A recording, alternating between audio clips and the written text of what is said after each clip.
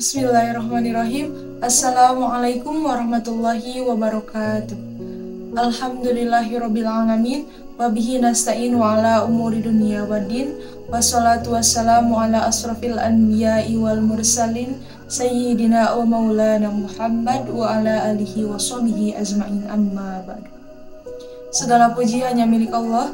Salawat beserta salam semoga tetap tercurah limpahkan kepada baginda alam, yakni Habibi wa Habibana wa Rasulana Muhammad Sallallahu Alaihi Wasallam.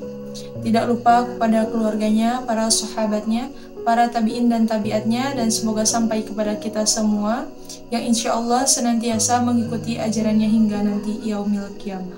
Amin ya Allah ya Rabbal Alamin. Yang saya hormati Bapak C. Fahmi Ajis Mubarok, SPD, selaku guru pengampu mata pelajaran pendidikan akhlak.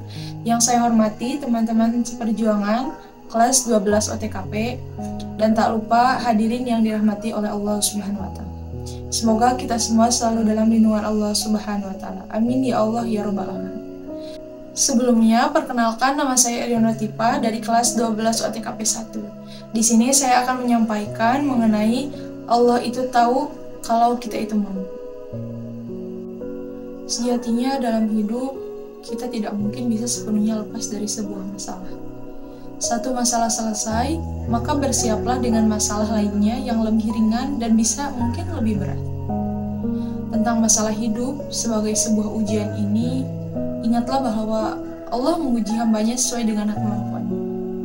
Karena Allah berfirman dalam surah Al-Baqarah ayat 286 yang berbunyi la yukallifullahu nafsan illa wus'aha, yang artinya Allah tidak akan membebani seseorang di luar batas kemampuan hambanya.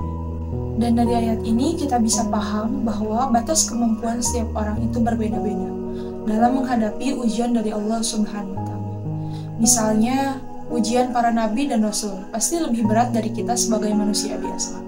Sebut saja sebagai contoh, Nabi Muhammad SAW pada waktu itu harus menghadapi kaum jahiliyah yang setiap saat meneror dan mengancam keselamatan nyawanya. Begitu pula Nabi Nuh alaihissalam yang berdakwah hampir 1000 tahun, tetapi beliau hanya mendapat segelintir umat yang bersedia mengikutinya.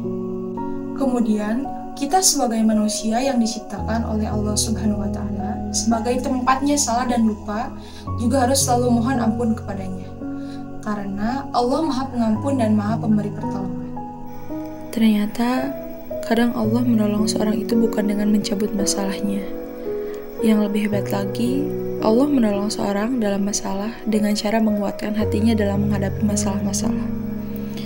Masalahnya emang gak diangkat sama Allah, tapi hatinya dikuatkan sehingga dia tidak pernah mengeluh, tidak pernah berputus asa, tidak pernah menjadi orang yang lemah. Kemudian kita bercerita kepada Allah sudah menolong hatinya dan buatnya lebih baik daripada kita yang hanya menonton dari luar.